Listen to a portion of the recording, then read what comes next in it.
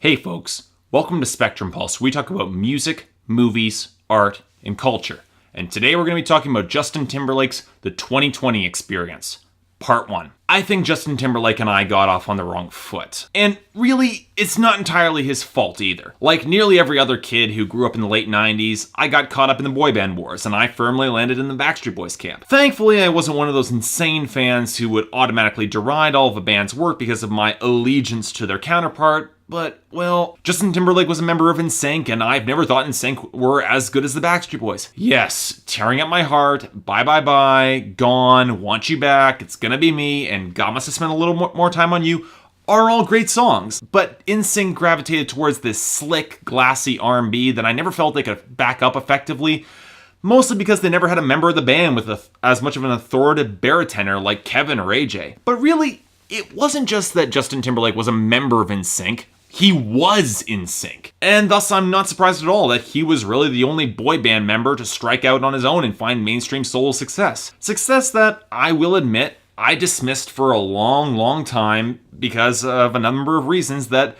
I definitely couldn't articulate back when I was a teenager. I definitely thought that throughout the mid-2000s that Timbaland, his producer partner, was a lot more engaging and entertaining than really Justin Timberlake ever was. Timbaland had a unique style, a gift for superb hip-hop beats, and a great bass that gave his songs a surprising degree of authority. Timbaland did for the mid to late 2000s what the Neptunes did for the early to mid 2000s. Monopolized pop radio and made a crapload of awesome music. But now it's 2013, and after a long hiatus, Justin Timberlake has come back to reclaim his title as the best male pop star in the modern industry. Now let me restate something that I've said a number of times before. After Michael Jackson faded away sometime in the 90s, there has been something of a contest to see who will take his place. And for the most part of the 2000s, this contest has been between Usher and Justin Timberlake. Now sure, Chris Brown has thrown his hat into the ring, but thankfully the majority of sane people have dismissed the little pissant, which leaves this to be a two-man race. But if I'm going to be completely honest,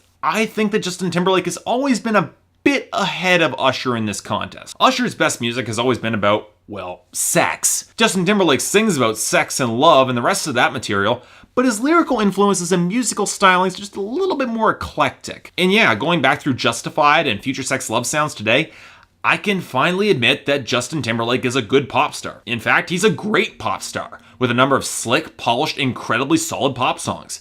And with shockingly good performances in movies and in stand-up comedy, I can state that he's a genuine triple threat. So why the hell can't I like this guy's music? Because I want to like Justin Timberlake, and there are a few songs where he does deliver, but why the hell does his music feel so fleeting and forgettable to me in comparison with Usher's? The only two Justin Timberlake songs that I've ever really liked off his last albums were Sexy Back and Give It To Me.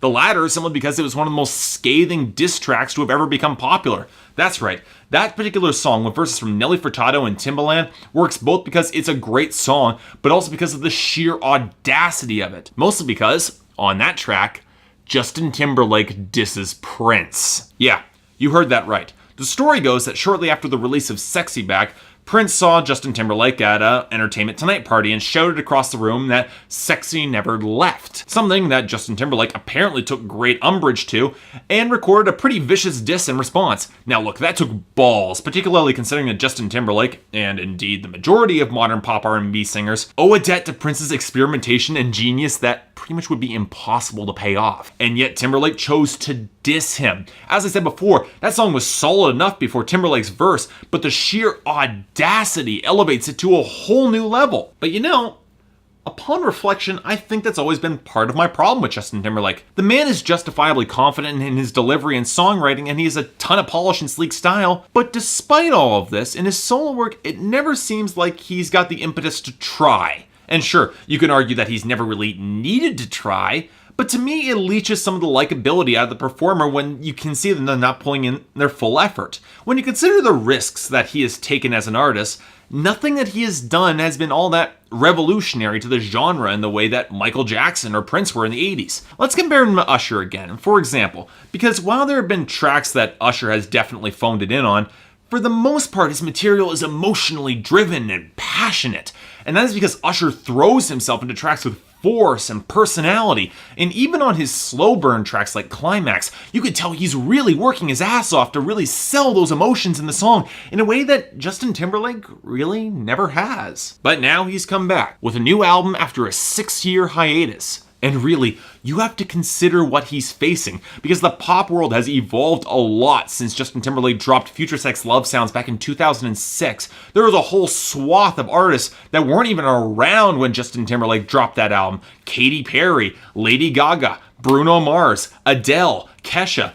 The club boom has come and gone, indie rock has flooded the charts, and a new generation of boy bands has arrived. Along the two axes of pop music, the advent of mainstream indie rock has pushed half the charts towards smarter, occasionally more mature music, while the rest is shot down towards dumb immaturity in the vein of the success of One Direction and the bloody Harlem Shake. So not only does the task ahead of Justin Timberlake is immense, not only does he have to reassert himself as a presence in the pop landscape, he has to show that he can be influential in the pop scene. If he really wants to reclaim the throne of the king of pop, he needs the 2020 experience to take off in a really big way. And having listened to the album, I don't know if that's going to happen, because Justin Timberlake didn't just choose the 2020 experience as his comeback album, he also chose it as an artistic statement and chose to load it with 7-minute songs because, as he said it, if Pink Floyd and Led Zeppelin can do it, why can't we? And putting aside the borderline heresy in that statement, the 2020 experience is a decidedly odd and frustrating album for me. It's looking to do a lot of things: a comeback for Justin Timberlake, a pop smash hit, and a critically acclaimed art pop album in the same vein of what Lady Gaga is trying to do later this year. Most albums would have a hard time being one of these things. Keep that in mind. And it would require a damn miracle to get all these to come together. And you know, the shocking thing is how damn close the 2020 experience gets to that point, and its failure is all the more glaring in comparison with everything that it actually gets right. So, let's begin with everything the album does do right, because believe it or not, there's a lot of genuine greatness here. Justin Timberlake's voice is damn near flawless, and for the first time in his career, he actually has a few songs where he sounds like he's really trying to sell it, which, to my satisfaction, makes him infinitely more likable. And plus, all the reasons that people fell in love with this guy: great voice, ton of charisma, assertive personality, definitive swagger, are all still here. And while Justin Timberlake's music will always be a little bit too polished for my taste, I can't deny he does one thing with his pop music that I've always liked. He brings class. Not just good taste. Kanye has good taste, but his corniness, weak flow, and occasional terrible rhymes don't really back that up. But class. There's no surprise that Justin Timberlake's lead single was Suit and Tie. He likes making music that's respectable and sophisticated and slick and polished and opulent. He possesses the unique blend of swagger and respectability that made performers like Jay-Z and Frank Sinatra compelling. And indeed, Jay-Z shows up on Suit and Tie and actually delivers. But when Justin Timberlake brings class to pop music which tends to be plastic and ephemeral and generally lacking in class, particularly in recent years thanks to the club boom, I can say it's only a step in the right direction. By bringing class to pop music, he channels some of the universality of the medium to pass on that feeling of slick sophistication. It's sort of like what Beyonce does with her independent women anthems, but instead of channeling empowerment, Justin Timberlake channels this smooth, sexy opulence, the modern man aesthetic, if you will. And I really dug the hell out of that. And it must be said that Timbaland delivers damn near flawless production on this album, with layered and complex beats that really gel together in a slick, effortless way. Timbaland has always been a great producer, but his blending of 50s doo-wop and swing with 70s reggae rhythms with a glassy production of modern R&B is surprising and way better than I was expecting. The music is carefully crafted and can convey class from multiple generations and synthesize it together, and it works for the most part. Now, not all the time, mind you. Don't Hold the Wall sounds like a sloppy early 2000s track that has those goddamn chipmunk voice effects, which I despise, but the majority of the time, it works. The best track on the album by far is Mirrors, one of the best songs of the year, mostly because Timbaland managed to fuse classical music with modern R&B in a gloriously powerful song. That's probably the best thing Justin Timberlake has ever done, at least in my opinion. But I've been skirting around the main deal-breaking problems of the 2020 experience part 1 for far too long. And now I'm at the point where we need to discuss the big, glaring issues that fatally crippled this album. And these issues, strangely enough, are linked to Justin Timberlake's towering ego as a music star, which is really the only explanation that makes any sense when you consider the big problems of this album. Now let's go back to Mirrors, which, funnily enough, captures both of the big issues with this album in microcosm. Now keep in mind that I think Mirrors is a great song. As I said, it's one of the best songs of the year, mostly because it brings together everything that makes Justin Timberlake a solid performer. Great instrumentation, a lot of charisma and energy, and Justin Timberlake even brings his A game. He sounds like he's trying on this song. I dig the hell out of that. But as much as I like this song, and I do, it's over 8 minutes long. It didn't need to be over 8 minutes long. In fact, the majority of the songs in the 2020 experience are over 5 minutes long, which is damn near unheard of in the modern pop landscape. When asked about this, Justin Timberlake dismissed the complaint, saying, well, we'll just let the radio edit figure it out. But those of you who have read my reviews before are probably now frowning with confusion. Mark, you say, you listen to prog rock, you listen to metal, you have no problems with 8-minute songs. And that would be completely true. But there is a fine art to the long, epic song lasting over 5 minutes. These songs tend to blend multiple musical styles, which require transitions and a fair amount of structure to pull off properly. But even putting aside the structure, if you're going to sustain our interest on a long song, you need a hell of a premise to run with and expand upon. Most pop songs are short because they can't stretch the concepts behind them for 7 or 8 minutes. Prog rock like Pink Floyd tended to have longer songs because they had more complex instrumental solos, or philosophical concepts, or entire lengthy stories they were trying to tell. And even with all that, the genre was still considered unwieldy and really indulgent at points. And while I appreciate Justin Timberlake's ambition with the 2020 experience, the first big issue with the album is that the concepts he wants to explore and expand upon are just too goddamn lightweight to sustain 7-minute songs. Hell, in some cases, I'd argue they have a hard time sustaining 3-minute songs. Like it or not, Justin Timberlake is still writing pop music. And pop music, as good and as much as I like it, it benefits from tighter, leaner construction. And this album, despite all of its great production and solid vocals, is bloated. There's no need for Mirrors to be 8 minutes long. And I like to think that I'd like it a lot more if it was slimmed down and not as gratuitously indulgent, which really is the best way to describe this entire album. Now, sure, sometimes Timberlake tries to bring more material to the table and able to sustain the longer songs, like in Pusher Love Girl. But the problem with these songs is that the transitions between the disparate musical elements are just so sloppy and clumsy that they feel like Timberlake just smashed 2 different songs together with similar themes. There sure as hell isn't any narrative coherency, that's for damn sure, and in instrumental coherency, there really isn't much either. In fact, this album initially kind of really baffled me because I had a hard time discerning any sort of real narrative to it at all. What was this album about? What were the themes and the messages? What was the album statement? Well, there really isn't a true album statement with the 2020 Experience Part 1. And the next big problem with the album. Now, I get that Justin Timberlake is more of a singles artist than an album artist, and there's nothing wrong with that. But that begs the question why on earth Justin Timberlake was seeking to emulate acts like Pink Floyd and Led Zeppelin with long extended songs. That's the other big thing with prog rock that Justin Timberlake just completely misses. Albums like The Wall and The Dark Side of the Moon were album statements with meaty themes that provoke discussion and analysis. Justin Timberlake, on the other hand, wrote an album of slick, classy love songs. That's it.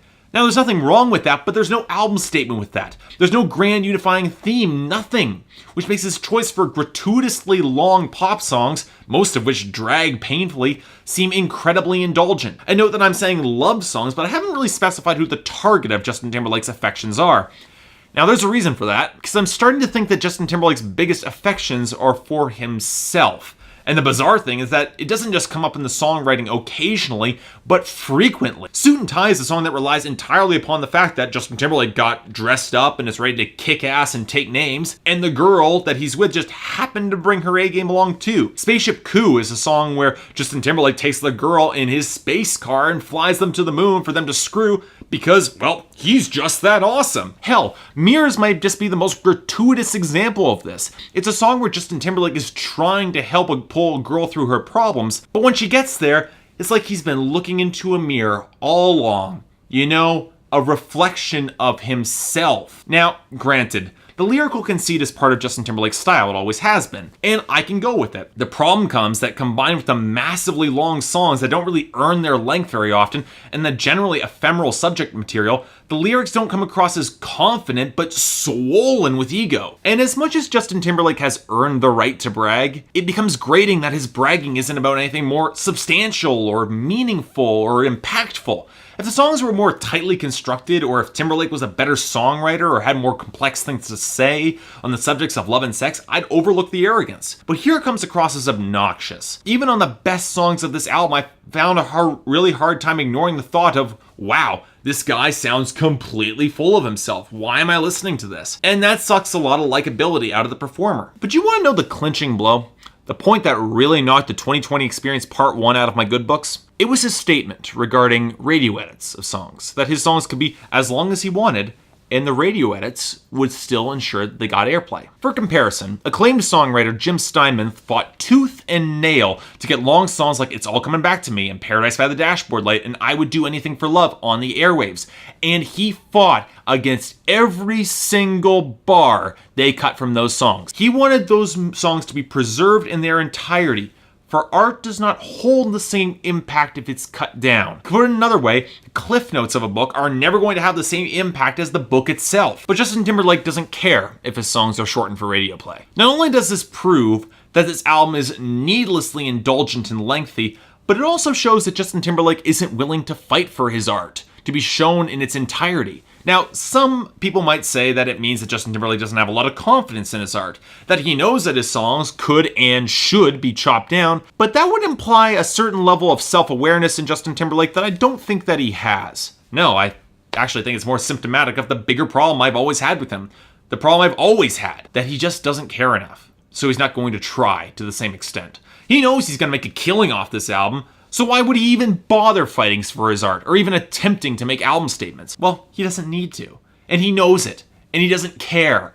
And as somebody who really, really wanted to like this album, that was the straw that broke the camel's back for me. Because the second the artist comes out and says that he doesn't care, and he can still make a killing on it anyway, that amount of sheer ego and bravado just pisses me off. And you know, it's such a goddamn shame, because I really do think that Justin Timberlake could make a fantastic, seminal, challenging pop album if he actually tried.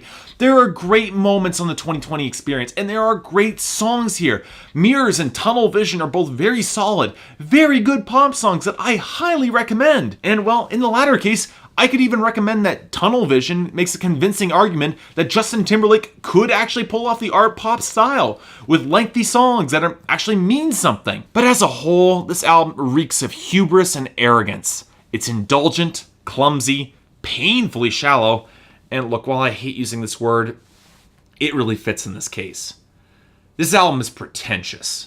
Check out the singles, but I advise that you skip the 2020 Experience Part 1. And look, as good as Justin Timberlake brings to the scene, with his class and his swagger and his great instrumentation, I'm not sure I want to see him have his big comeback with this album, at least until he checks his ego at the door. So yeah, I know this is a bit of a retrospective, but I'm feeling that before I do the review of the 2020 Experience Part 2, I at least want to let you guys know what I thought of the first album. Really, my opinions have not evolved much. He actually got his success and comeback, and good for him, all things going for that.